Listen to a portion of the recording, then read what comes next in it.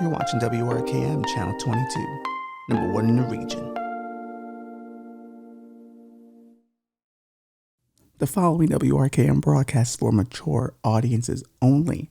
So if you are in one of our major areas, Texas, California, Florida, New York, put your kids to sleep because this show is not for them. Or it could be. Maybe you want to expose your kids to the horrors of life early. I'm into that. I turned out insanely well because my mom exposed me to the horrors of life early. You know, I saw R-rated movies at 8. In no way do I view human life as cheap. What are we talking about this week? We're talking about a prankster getting shot from YouTube. Or not by YouTube, from YouTube. He's on YouTube. He got shot. Did he deserve it? We'll find out. We got a fentanyl dealing grandma. Does she deserve to be put in jail? I don't know. We'll find out about that too. Rupert Murdoc, at 93, had a breakup. That's odd for a man his age. We'll cover that too. And lastly, Don Lemon's kind of a dick. Told you so. It's Saturday night. Let's have the talks we can't have when the sun is up.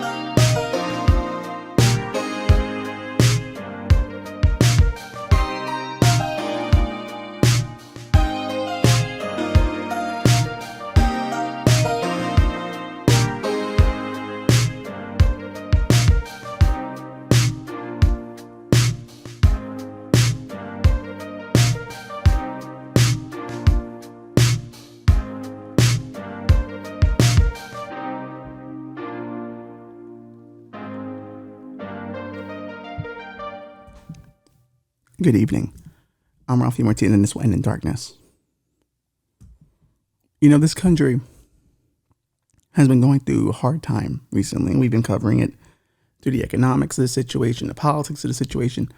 One thing we haven't really spoken about is the gun issue in this country. It's been a while. As Stain say. You know, that song is stuck in my head mainly because there were these compilation CDs that would come out and the commercials would have that song. And everything I can remember. And it's been a while. So every time I think of it's been a while, that's what I think of. And I notice in a conversation, I'll say it that way. Well, it's been a while. And people look at me weird. As they should. Who talks like that? Nobody. Just people who are starved for attention. But it's been a while since we talked about the gun element in this country. And it deserves a serious look into.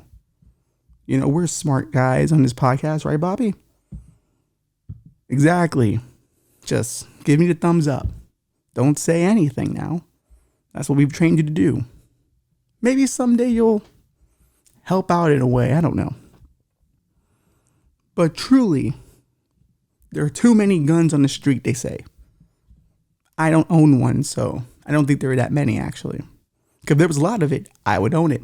Pokemon cards, had them. Yu-Gi-Oh cards, had them. Tamagotchis, had them. Beyblades, had them. And those were everywhere. So if guns were everywhere, I should have a gun by now. But I don't. And it's not for lack of trying either. Actually, it is for lack of trying. I just want to give the projection that I'm tough. Because when you have a gun, you're tough. But I'm not tough. Just a guy with a microphone in my hand, arm and stand. Oh, bars. See that? That's why people watch this show. But recently, another gun, not death, but a gun fiasco occurred. And it should be talked about on this program. YouTube prankster shot and wounded by target of practical joke. Tanner Cook, 21, was reportedly playing a joke on a man at a Virginia mall when the victim of the prank shot him in the abdomen. Popular U.S. YouTube creator is now a job, who prides himself on making videos in which he displays the odd behavior of people off and tends to keep at it. They wrote this all weird. What they meant to say was odd behavior to put people off intends to keep at it. You got it, The Guardian. Tanner Cook, who regularly makes videos of himself pranking strangers for nearly 40,000 subscribers on a channel called Classified Goons, was reportedly playing a practical joke on a man in a small mall in the Washington suburb of Dulles, Virginia. Holy shit. Our good friend Alan Dulles is back at it again. Maybe he would be proud that a shooting like this took place in his town, his namesake of Virginia. Dulles was always about getting rid of problems, mainly the leaders of Guatemala, the Congo, and Iran. At about midday on Sunday, a friend was recording him when things took a deadly turn. According to the authorities, as well as an interview Cook gave to the local, because that's the thing, like Cook still was able to give interviews. Just because you're shot doesn't mean you can't provide content. Which shout out to him. The man identified as Alan Coley pulled a gun out and shot Cook in the stomach. He survived the wound and had to undergo surgery after first responders brought him to the hospital in critical condition. I was playing a simple joke, and this guy didn't take it well. That's how all these hick pranksters talk. Cook said the man who shot him didn't say anything before firing on him, which, to be fair, the gun kind of says it all. A criminal complaint was filed against Coley after the shooting identified Cook as his alleged victim, according to a report. But what was the prank? No one gets into what the prank was. It took place in the food court. Fantastic. That's where, if you're going to shoot someone at the mall, it should be the food court. Because you might have the post-shooter's high, and you will be very hungry. And if you're lucky, Dairy Queen's right there. You can have their good old flamethrower burger. What, Bobby? Am I not allowed to be concerned about the well-being of the alleged shooter as well? I am a person who sees both sides. I am in the middle. They don't say what the prank is, but the father of Tanner Cook says, thankfully, God protected our son, and he will live to prank again. And I have a bit of an issue with that. I think the shooting was actually God. I think God was telling him, it's time to stop. These pranks you see on Instagram, TikTok, YouTube, they're not funny. They're just really inconveniencing people. Now, don't get me wrong. We here love to inconvenience people. We make a lot of our jokes at the expense of other people. Some would say they're mean jokes. Unnecessarily. But when you have taken on the job I have to document the collapse of America, one must be truthful, or at least true to what he sees. And yes, a man just randomly shooting a kid in a mall is a bit much. But to be fair, he was getting pranked. And maybe the prank wasn't good. And we have two problems in this country. Too many guns, too many pranksters. And maybe this is an opportunity to marry the two. Now, I haven't seen Tanner Cook's stuff. But seeing as how he was doing a prank to inconvenience someone, I can assure you he's a piece of shit. Now, I'm not saying he should have got shot, but I understand why he got shot. And maybe it's time we identified who in our society is a possible shooter and directed them at the YouTube pranksters. So we solve both solutions at the same time.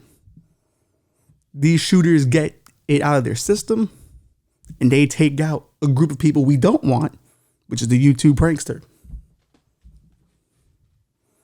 That is a solution to gun control, if you ask me, or a solution to gun shootings, if you ask me. That's a real solution. Now, I'm not advocating anyone does that. I'm just spitballing. This is a thought experiment. The same way no one takes Jordan Peterson seriously, take this not seriously. This is a thought experiment. Not saying we should be doing this, but it is an option.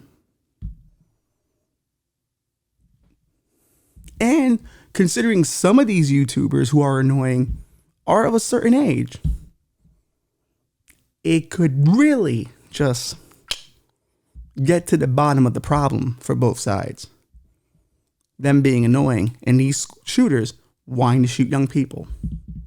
Shoot the right young people. Is that what I'm advocating for? Is that 2024's mission of this campaign? I think it might be. But we are not advocating violence. This is not a call to action. This is simply a thought experiment. There are other ones too. Like there's the girls who like look good, or at least are sevens, going, you could have this PlayStation or one night with me. Which one would you pick? And it's kind of funny because everyone always says the PlayStation or the other thing. Now some say it to be mean, but I mean it, because some of the women doing it have no right to be putting themselves next to a PlayStation. Some have no right comparing themselves to a good ham sandwich either. Some are just not that hot. Just because you got boobs doesn't automatically make you hot. The face still matters. Character still matters. Now, if you told me, hey, would you like to spend an evening with Selma Hayek or have a new PlayStation? I'm spending the evening with Selma Hayek. Not even because I intend to do anything. Because I just want to ask her about movies she's been in and movies she's directed. She has real value beyond her looks. But these Instagram thoughts don't have value. And I also think it's kind of indicative on the sex economy, if you will, right? I think for far too long,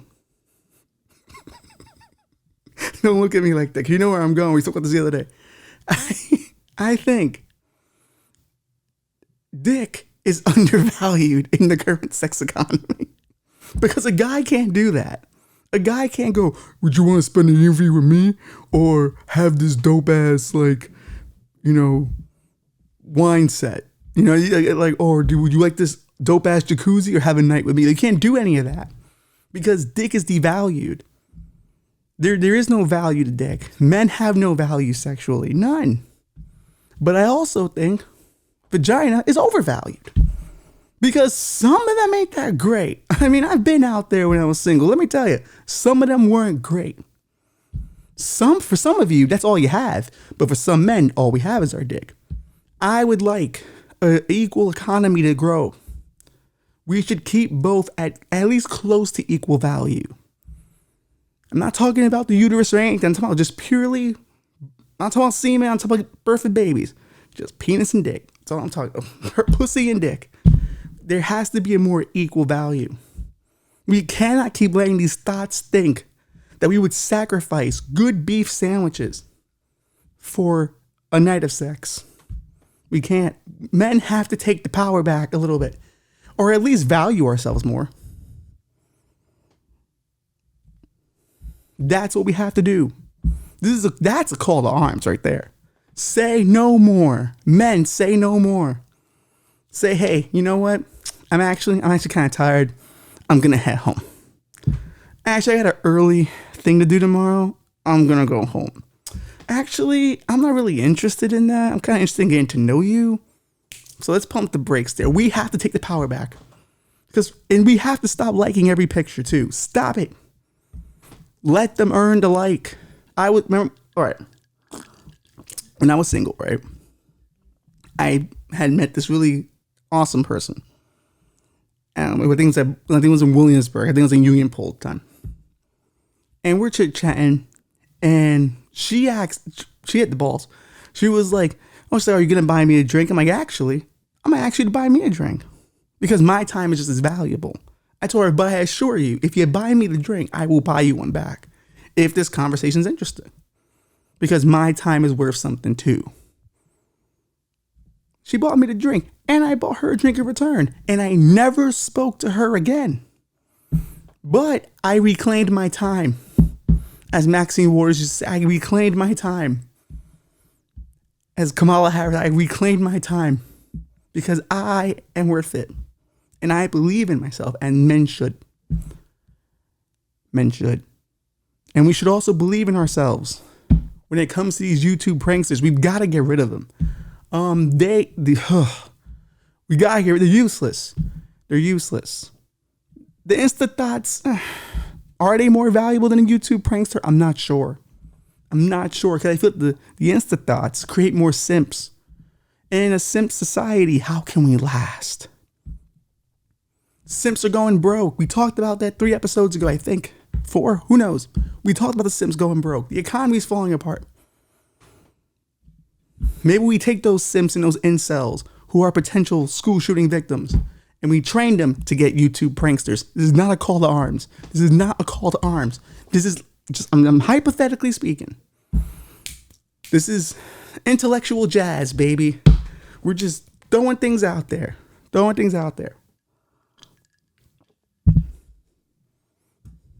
Isn't it time we made them of some value? Because really, the real issue with guns really is the victims. It's the people who are getting shot that we don't approve of. Like, nah, don't be going after children. Now, when it's a gangster or it's criminals, we don't mind when they get shot because you look for it, you know? Same thing with military people. We don't think Joker was kind of right in Dark Knight a little bit. I don't like to sympathize with villains, but he had a point there. Everyone, is cool and calm. It isn't until the innocents get taken out that we start making a fuss. So let's shift that a bit. Let's add one more name to the approved shooting list. YouTube pranksters. That's all I'm asking. Or all I'm suggesting. Not a call to arms, by the way. Or a call to action. We're going to have to keep saying that over and over. Bobby in post, put a graphic that says this is not a call to action. But it's something to consider, no? How much longer must we suffer with them? We always love when one of them get punched in the face. Why not take it a step higher? This guy should not be arrested for this crime. He shouldn't. It's not even a crime. He was committing a service. He was doing what's right. That was self-defense. Now, using annoyance as a self-defense argument is slippery slope. I could be annoying, That could make me very well a victim of the very thing I'm suggesting. But when you believe in something, you go all the way. So, maybe it's time. Did I just burp? Yeah, I did. Don't mind it. My burps are very creative, if you notice. They have a very deep baritone to them. And I share them with you because I think they're acoustically amazing. But maybe it's time. Maybe it's time for the pranksters to get shot. Maybe it's time for the pranksters to get shot. One day you're pulling jokes and the guy got a gun. Maybe it's time for the pranksters to get shot. I guarantee you Bradley Cooper didn't see that coming when he was writing A Star Is Born. That I could take that tune and make it for other things.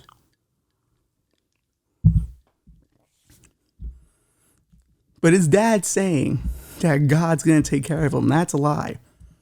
God doesn't seem to be taking care of anybody right now. He works in mysterious ways. That's what I've been told. And that's what I'm sticking to. But this man should not be shot. Or this man should not be arrested for committing an act that is pure. He was just doing what he knew how to do. Eliminate an utter annoyance. And if you see this kid, and if you watch his video on Classified Goons, he's the most annoying son of a bitch you have ever fucking seen. And I have never, ever, ever sympathized with an annoying son of a bitch in my life. Because as an annoying son of a bitch, I want to be the only annoying son of a bitch. So fuck this dude. And, he's going to be fine. I'm not, all right, now maybe the execution is not the goal. Maybe just give him a flesh wound. You let him know. They'll stop pranking. They'll try to find new ways of being funny, like writing skits or doing stand-up. Real stuff. Not dressing up as Target workers. Which is kind of a bothersome thing too. How they do these pranks dressed up as people who are supposed to serve the community. How can I ever trust anyone at Target now? Target was a safe place for me. Even though the name would suggest it's not safe at all. Bro, what's this man's name? We're gonna start a hashtag for this guy right now. All right? We did it for Trump. We're gonna start a hashtag now. Free Alan Coley, bro. Free Alan Coley. He was just doing a civil service. And if we're lucky, he'll be back out soon and taking aim at more pranksters. God bless you. And God bless America, Alan Coley. May you and your family be well. Now, I have no money to give you towards your defense. I'm broke. This show doesn't pay enough. But you will be in our thoughts and prayers. It's the most we can do. Alan Coley's not the only person that I think is a victim in some way. There was a lady out of San Jose. She worked for a police union. And she was selling fentanyl, Breaking Bad style. Like, she maintained a day job while selling fentanyl on the side.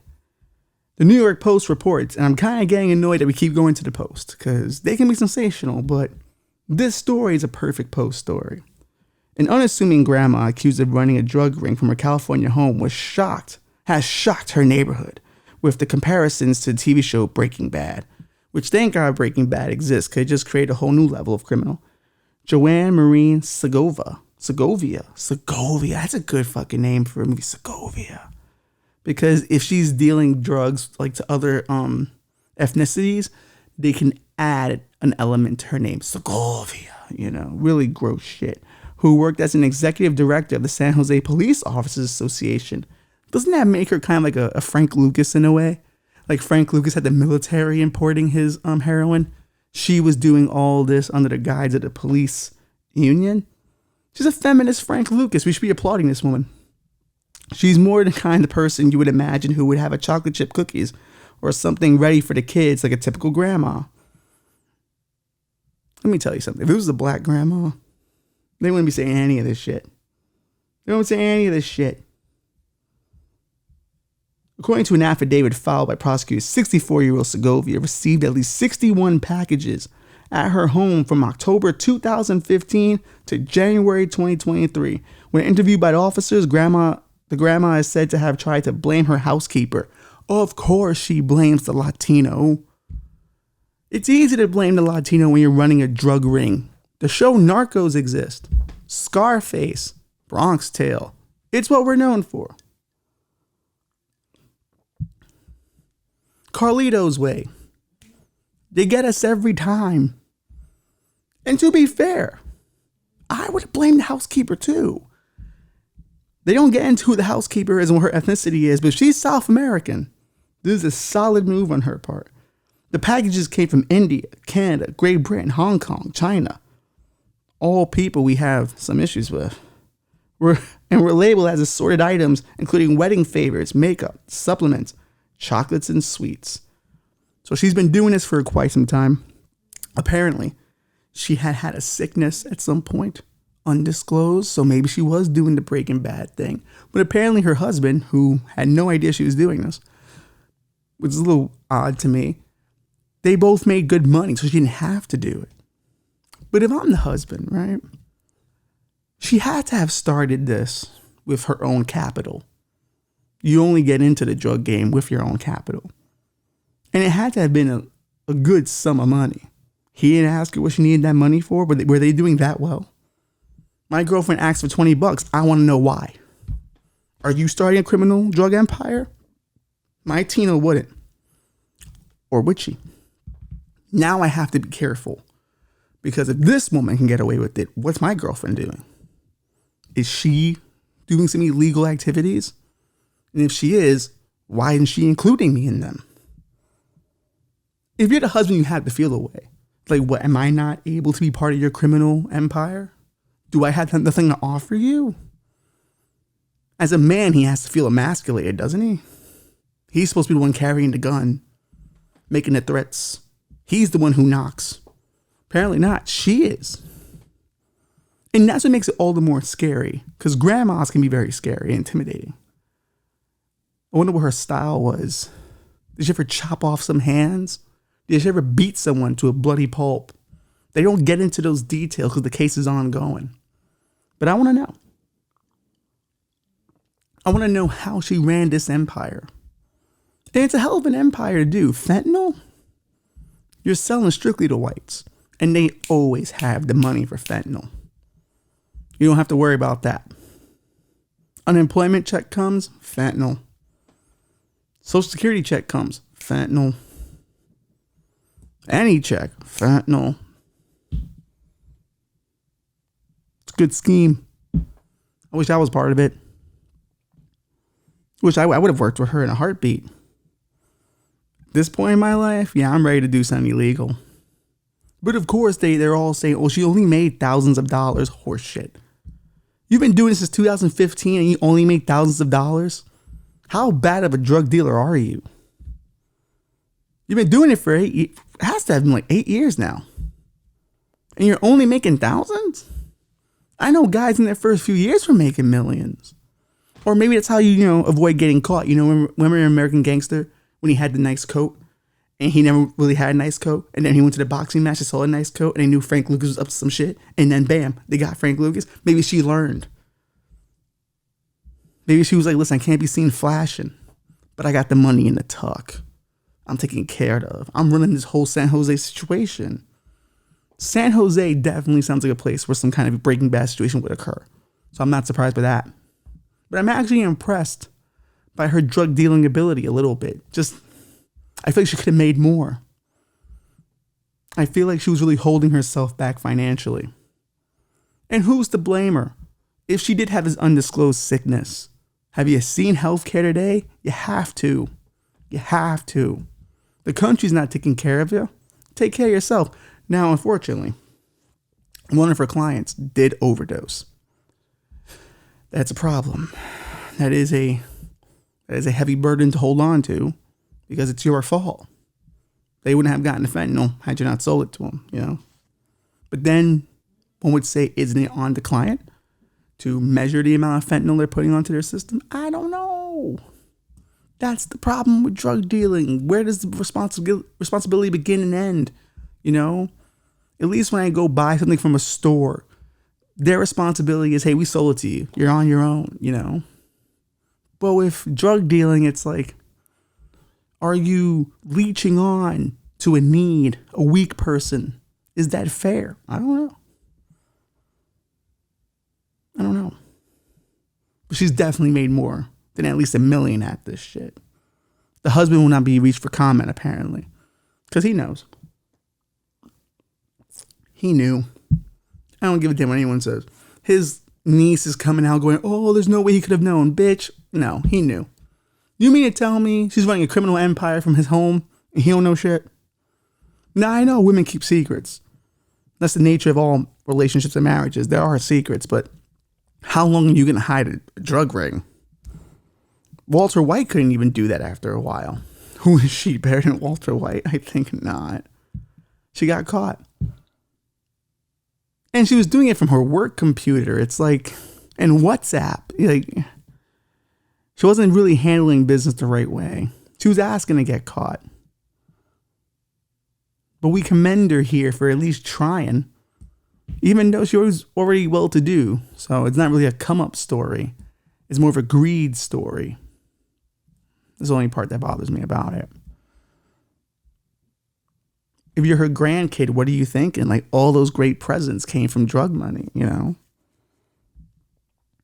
Like all those little teddy bears and all that. You just gotta look around your room going, all this is drug money. Blood money, really. Every family event, blood money. Every Thanksgiving, blood money.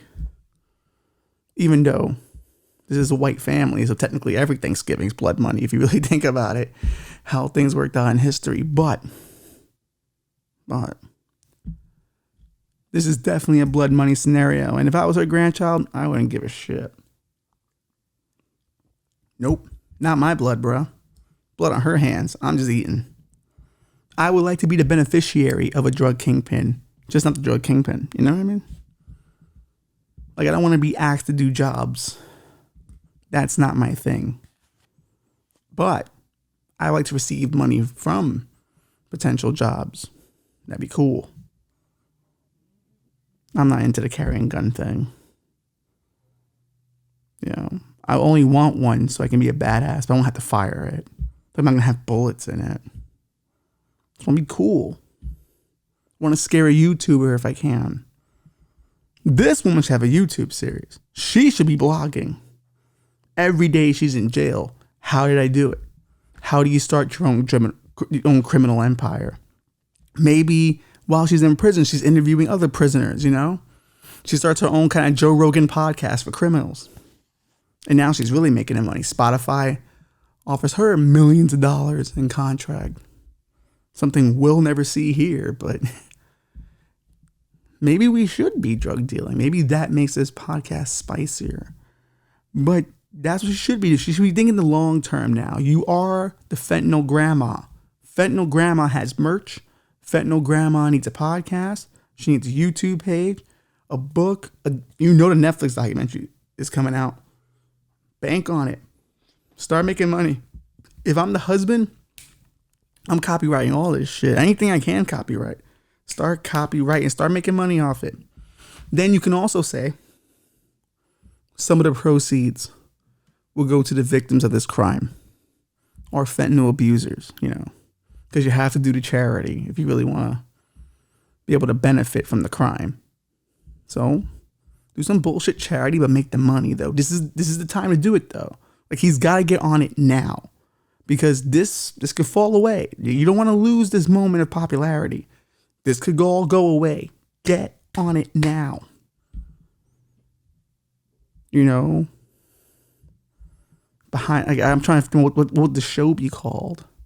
You know, Behind the Bars with Grandma, you know, Locked Up with Grandma.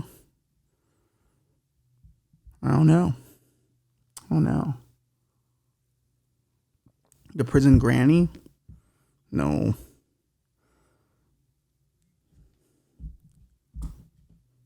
I can't help you, ma'am. I can't. I got nothing. I'm tapped out on the titles. But this is the way to do it, okay? And I'm not going to say we support her because we also have no money for her defense. But start thinking content. Start thinking media empire, okay? Kim Kardashian went from one sex tape to a multi-million-dollar media empire. You should be thinking big. Take this crime, flip it. Granted, you'll probably be doing 20 years. Unfortunate, but your husband can still live and he can still live comfortably. So can your grandchildren. So can the rest of your family. Don't be selfish now. Start selling your life rights now. This is where it begins. Everything's content now. Do it. You think Donald Trump isn't already playing content? I guarantee you, dude. The second he's in jail, or if he even touches a prison for a weekend, cameras will be there. He recently got, fingerprinted. He was also in court, appearing for a judge. It was so great to watch liberals celebrate it as if it means anything. Doesn't mean jack shit. All 34 of those counts are going to be pled down to smaller things, and he'll walk away with a slap on the wrist. Fun times. And he'll still be the Republican nominee. You'll still have to go against him. And he's still one of the most killer debaters of all time because he doesn't believe in rules. Just utter insults. Who's going to stop him? Nobody. Maybe if he's president, he pardons the grandma. You know what I mean? Because he's definitely doing Sudafed, from what I hear. He's been crushing Sudafed. That's why he has so much energy. Yeah, they're saying he's been crushing that. He doesn't drink at all. Doesn't do drugs. With Sudafed, apparently, he has loads of that shit. And it gives him energy, which explains the sniffing a little bit.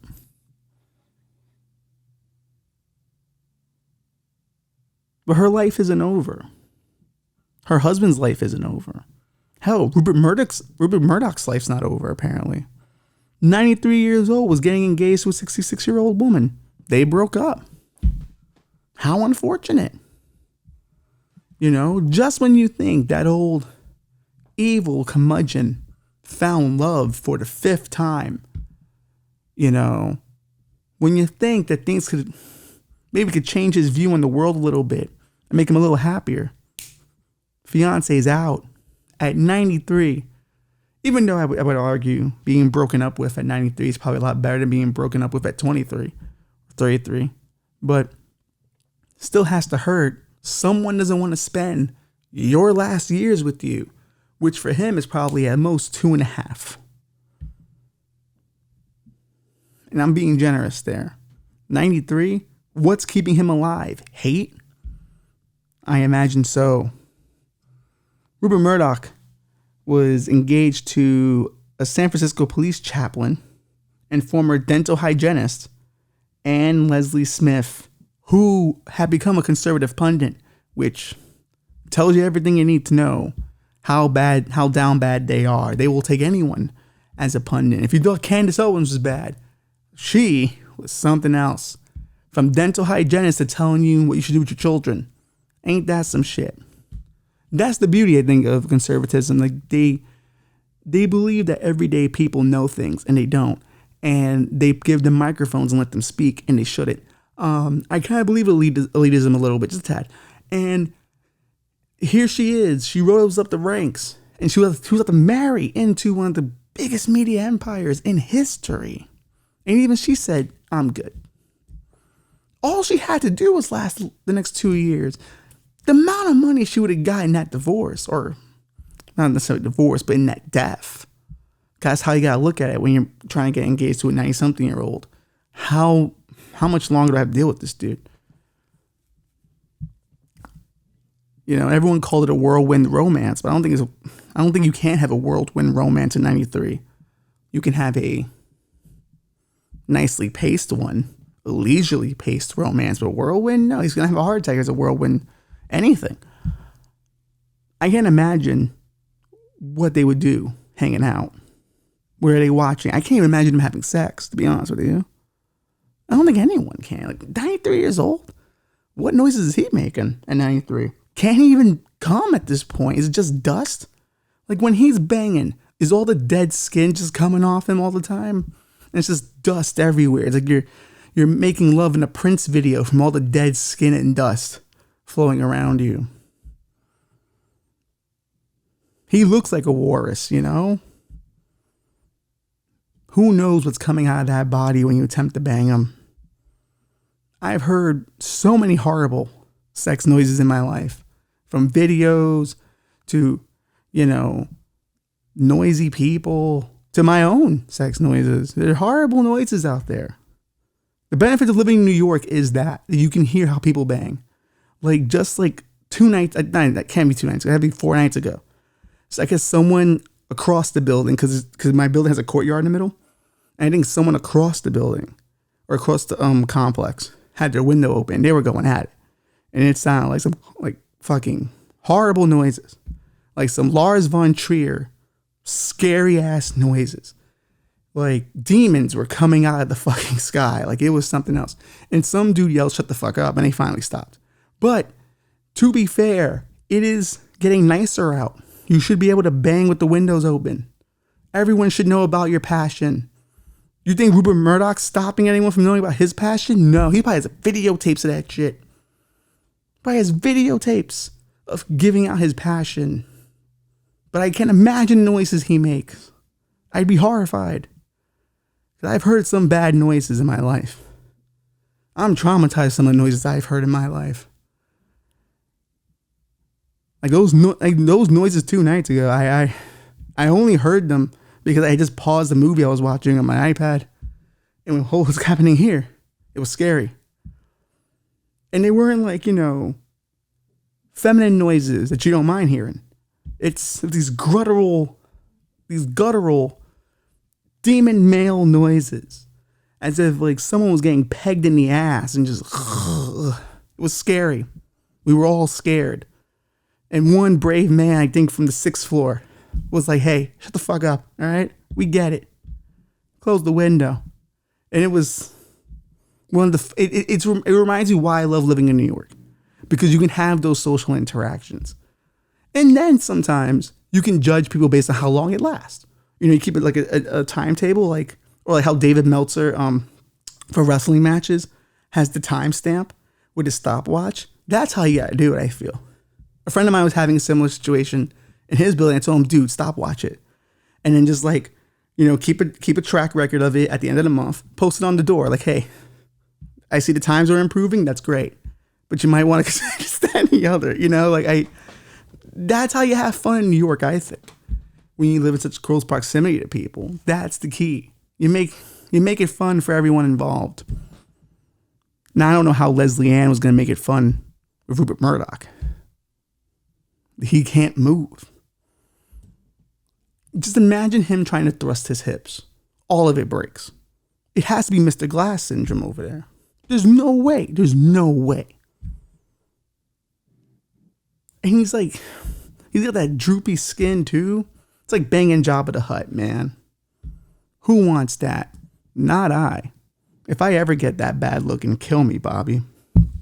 Take a gun, put it in my mouth, and blow my fucking brains out. I don't want to get there. But, we should give Rupert some advice. Even this is his 5th breakup. But, Rupert, just got to look in the mirror and ask yourself, where did I go wrong in this relationship? What could I have done better? You're 90-something, so you really can't do much changing, but it wouldn't kill you to apologize for some of the things maybe you did. And just know, hey, tomorrow might be another day. It might be. No guarantees. There are tomorrows, so don't get too hung up on this, buddy. You could die at any minute. Do not get sad, Rupert. You are still a billionaire, and I'm sure someone loves you in your life. And now maybe you won't have anyone there for when you eventually croak and fall over in your mansion, and we won't find you for days. But at some point, 4 other women cared about you, and this one kind of did, and now it's over. They had just announced their engagement 2 weeks ago, so it's kind of sad. I was looking forward to it. This was my royal wedding, really. This was going to be my royal wedding. I was going to keep track of what her wedding dress was and all that, but it's not going to happen. 93 years old, it's tough to get broken up with at 93. I wouldn't say we're here for him, but I wouldn't mind taking the phone call. And if we can do the podcast, just give him some love advice. If people call in and give him some love advice. Breaking off an engagement at 93. Jeez.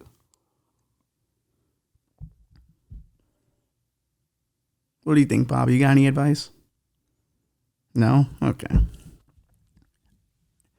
Sometimes I wish you would just feed me something, buddy. Just feed me something. But you know who does need some advice right now? Don Lemon. Don Lemon's kind of an asshole, like we told people for some time. Everyone loved Don Lemon for some reason, even though for much of his career, he had to have been one of the most anti-black dudes I ever met in my life. Like every time a black kid would get arrested, he would always side with the cops. It was fucking weird. It was bizarre in that kind of way. Then he saw the Trayvon Martin thing happen. He rebranded, then became super pro-black, but behind the scenes was kind of a dick. Let's read up from Variety. Don Lemon's misogyny at CNN exposed. Malicious tweets, mocking female coworkers, and diva-like behavior. Let's pull up a few things. This is a long article. This is one of those good variety articles that they really break, and they have multiple sources. They really break everything down. But I want to get to a few parts that were very interesting to me. So let's take a look. All right. So this goes to a coworker named Kyra Phillips. All right. But his apathy towards Phillips was particularly concerning, and he had many members of the close-knit Atlanta team on edge. While Phillips was on assignment to Iraq, a high-profile gig that Lemon coveted, he vented his disappointment at being passed over by tearing up pictures and notes on top of her desk and inside of her desk. So he would just go over, rip all this shit up, and just be an asshole. This is like some fucking Stephen King shit. Phillips' desk in the news pod, they shared a news pod. According to two sources, one who worked there at the time, when she returned from Iraq, things only got weirder. One night, while dining with members of the news team, she received the first of two threatening text messages from an unknown number on her flip phone that warned her, "Now you've crossed the line and you're going to pay for it." Phillips was visibly rattled and quickly enlisted CNN's higher-ups to identify the sender. Remarkably, the texts were traced back to Lemon, according to those same sources. So he had a burner phone where he was texting this lady some threatening shit. Isn't it interesting how the Me Too guys who are always like, "Oh, I can't believe we allowed all this to happen on our watch," are some of the worst Me Too offenders? Ain't that some shit? Because that's the thing about it. Just because he's a gay dude doesn't mean it doesn't mean that he's not sexually assaulting somebody or he's sexually harassing somebody. It's still about power dynamic. So he's still a dude doing some wild shit to a female coworkers. It's fucking horrifying. So he wasn't demoted at all. He just kept getting promoted. They just kept, like the Catholic Church, they just kept moving him around. Apparently he was dating one of his producers, which you're not supposed to do in CNN, but he would just come into work with him, flaunting it that he couldn't be stopped. Once again, promoted upward. He would make fun of all the women backstage, saying some horrible things about their physical appearance. But that text message thing, you're texting women from a burner phone, you've now crossed the line and you're going to pay for it? Like, what the fuck? Is being the top of CNN that worth it? It's CNN. It's not like CNN back in the 80s and 90s. It's CNN today. A dying business. You really want to be that on top of the ball, bro? You really want to be the guy at CNN? Apparently, when Soledad O'Brien was going to host Being Black in America, he said in a production meeting with 30 other people, Soledad wasn't black enough to host Black in America. How amazing is that? That he made himself the arbiter of what's black. Ain't that some shit? Don Lemon, who everyone just thought so highly of. But this is what I always try to tell people. The dudes who go the hardest tend to be the guys you should be most worried about. And it always came across whenever Don Lemon was dismissive to people on air, his colleagues and all that. He'd been doing it for years. So the idea that this is brand new information, the idea this is all brand new behavior is horseshit. It's been going on for years and he's only gotten promoted by it. And then CNN will sit there and do hours of coverage of how horrible Trump is and his Stormy Daniels horseshit. But yet you've got this guy working for you, who arguably is kind of just as bad. But hey, he's an ally, isn't he? We need all the allies we can get fighting Trump. So let's ignore Don Lemon's gross abuse of women. We had said a long time ago, Don Lemon was in the wrong business. He should be joining the Taliban. And the Taliban need a rebrand right now. And he need a spokesperson. Don Lemon would be the guy. But he didn't take us up on that offer. He still held out hope that he could make things work at CNN. And apparently they haven't fired him. They haven't done anything with him. Isn't that grand? Isn't that great? He's going to get away with it. They're not going to do anything. Someone will pick him up. And I guarantee you, watch it be MSNBC. They'll drop him and MSNBC will wait a few years and then pick him up. They picked up Keith Olbermann and he was a huge asshole to everyone at ESPN. he got a spot. That's the thing. He has to just wait this one out. Wait out. Just don't be around for a while. He'll probably do like some kind of quote unquote therapy.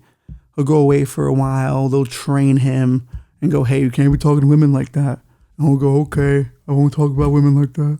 I won't talk about them. I'm be a good guy. And you better be a good guy. I'm going to be a good guy.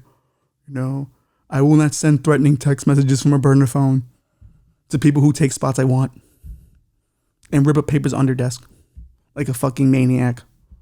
Because I believe that women are precious. Like, he's going to do it. He's going to have the whole apology, and I can't wait. But it's kind of funny watching gay dudes harass women. Not funny, but you know what I understand what I mean. Like, it's kind of funny to see, oh, wow. So he thought because he was gay, he was going to get away with this shit. Like, that's really the assumption. Like, if you look at how he moved around and how he thought he was untouchable, he was black and gay, so he thought he had double shielding, so he can just treat women however he wanted to. It's not how it works. But yeah, he shit on Harvey Weinstein for his power dynamic. But here with Don Lemon, exercising those very power dynamics. I think what Don Lemon thing highlights is most men who come out against the patriarchy deep down wish they were the patriarchy, wish they were the guys doing it. That's most of them. It's why I never take anyone in Hollywood seriously. I never take anyone with like any kind of platform seriously. You can take me seriously because I don't really have a platform. But these guys I'm always suspect of. Like, if you go out of your way to prove how much of a good guy you are, there's something suspect about you. There was a guy I knew. We happen to have mutual friends. And now he like kind of works for the Democratic Party on a low level. He, on the outside, super ally, super like, pro women, pro this, pro that, but secretly, one of the worst individuals I ever knew. Truly, like, there were multiple women in our friend group who felt uncomfortable with him around and were shocked that some of the males in the group still wanted him around. And eventually, things came to a head where the 2016 election happened and I was just making my willy-nilly jokes on everyone. And he decided to disconnect from me because I was problematic, only to find out afterwards that he had been saying things about me, and the women who were no longer friends with him told me what they experienced with him and went, well, here we go. Apparently, the jokester was the problem, but not the guy who works for the Democratic Party. See how that works? But that's the thing about it. If a man has to go out of his way to prove to you he's an ally and just does it without even asking, it's a problem there. And these guys tend to have the most to hide. Don Lemon's one of them. Don Lemon, Josh Whedon, like, how many more? How many more do we have to fucking deal with? And go, hey, that's a sign. If it's too good to be true, it's usually too good to be true. But hey, we told everyone this weeks ago, months ago. We've been shitting on Don Lemon since the show started. Oh, you're harsh on Don Lemon. He's actually a good guy. He's actually trying his best. He's trying his best to intimidate women. He was trying his best to exercise his power dynamics. Good for him. All the promotions. Good for CNN for standing up for their values. Good for them. Hey, round of applause for them, guys. I don't know which button on this it is. But yeah, there's a soundboard here. We don't even use it. I don't even think it's on right now. But good for them.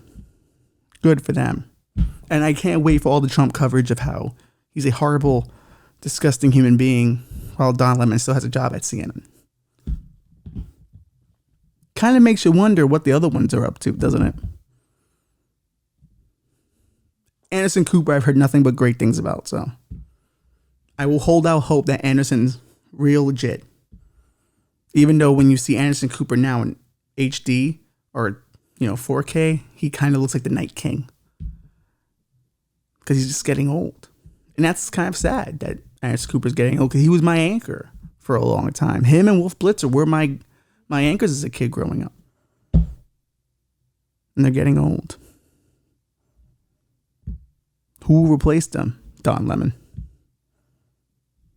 If we're only looking at the past, he's due for another promotion. This article that Variety just dropped is only going to be like, look what he accomplished while doing look what he accomplished while still having a TV program to do.